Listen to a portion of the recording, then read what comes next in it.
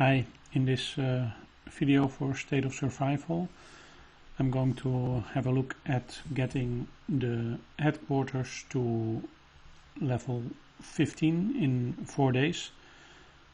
This is part 2. Yesterday I made part 1. It's now about 48 hours ago since I started this account. Not necessarily saying I'm doing it the fastest way possible, but I'm doing it quite efficient, and hopefully this helps others to do this as well. I got a question of somebody else asking whether it's also possible to get to headquarters 17 in 4 days. I have the feeling that's a bit of a stretch. 15 should be easy, but for going from 15 to 17 you have two more headquarter levels and 2 more hero precinct levels to go. And the headquarter levels, the undiscounted time is already more than 1 day at that level, and hero precinct I think more than a half a day, don't know exactly. So that's quite a lot of time. If you do find a way to have the those speed ups, I think you can do it. I think resources shouldn't be the main issue, but it's going to be very tight. So far my biocaps I haven't used for speeding up, but I've used them to keep 2 building queues active. I think that is very important.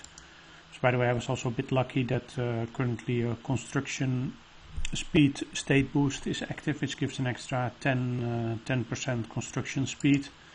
It's quite nice. I hope to still be able to use it. Currently for my next headquarters upgrade 14, I need the hero precinct and the range to be at 13. Just let me check. I've quite some speed ups, not a huge amount, but once my range is finished, I plan to see if I can speed up the hero precinct and start the headquarters, so that I still make use of that 10% boost, which is expiring in a couple of hours. So with these kind of things you have to be a bit smart, and as I mentioned in the previous video, you really have to only use your construction speed ups for the hero precinct and headquarters to keep those going, and especially to make sure that overnight they keep going. Resources, I think if you play very actively, resources shouldn't be a problem. You should just grab every opportunity you can. What I'm also doing, I am doing quite some gathering. For that, various things are important. I haven't focused too much yet on the gathering boost, but they are important as well from research. So if you have some time, definitely do that. I've done a lot of focus on development, also a bit looking ahead to because I want to use this as a farm, but I don't want my troops to die, so I've, for example, already focused on more beds a lot. I plan to train quite some troops, so I focused on those projects as well. Next one I would like to do is leadership. The leadership projects increase the number of marches you can have. So for this I need to upgrade my research lab. I plan to do that soon as well. Probably once I have the range done. Once I have the range done, I'm going to upgrade my research lab, and then looking at this leadership, the important thing there, that means that you have 3 marchers and that you can send out 3 marchers at the same time to do resource gathering, so that is a significant increase in your resource gathering. Of course you also want to have a lot of troops so that you can gather for a long time, so that's why I keep training troops, but this is definitely important as well. So one thing I wanted to, I want to show maybe many things. One thing that I wanted to mention before I forgot, on my website, which is linked from this the description of this video, it is www.gamesguideinfo.com. I'm listing all the information of the upgrades, many other data from the game as well, but it is quite handy in this case. You can see for each headquarters level what is going to be the prerequisites, the requirements to start it. So that is good to be aware about if you want to grow as fast as possible, so that you don't find out, hey, I need a range, but my range is still at level 10 or 9 and I need to do a lot of upgrades and potentially waste speedups on those before I can start the next one, so that you can already look ahead and see, okay, next level I'm going to need this, so I'm going to make sure that building is ready when I'm about to make the upgrade. So that's just something I wanted to mention.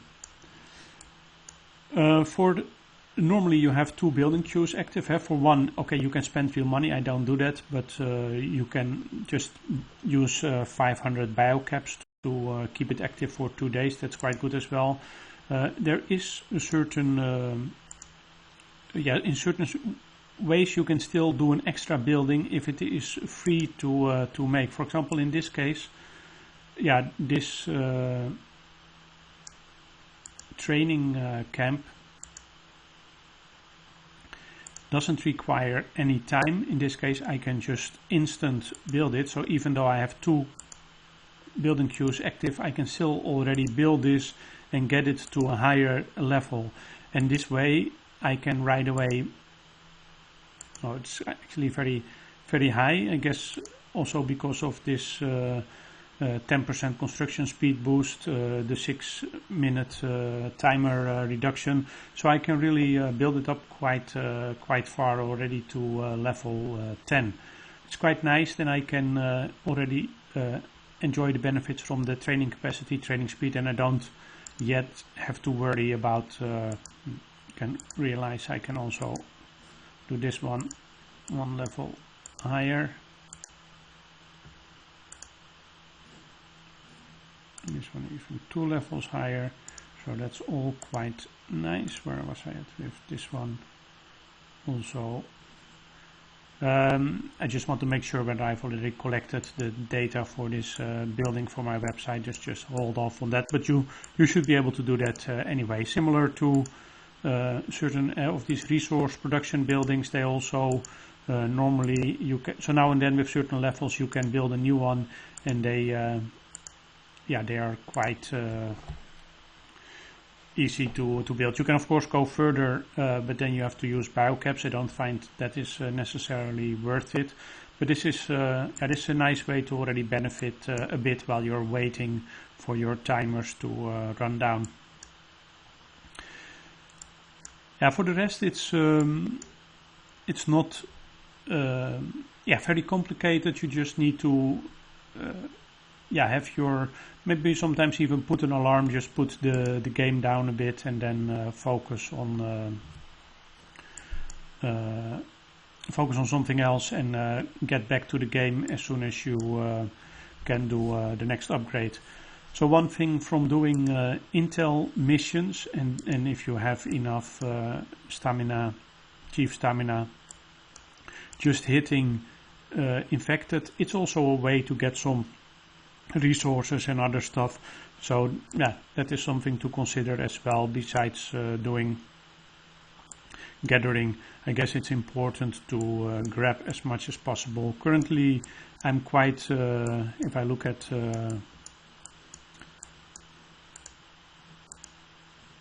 so normally use the equalize to split it up in 2.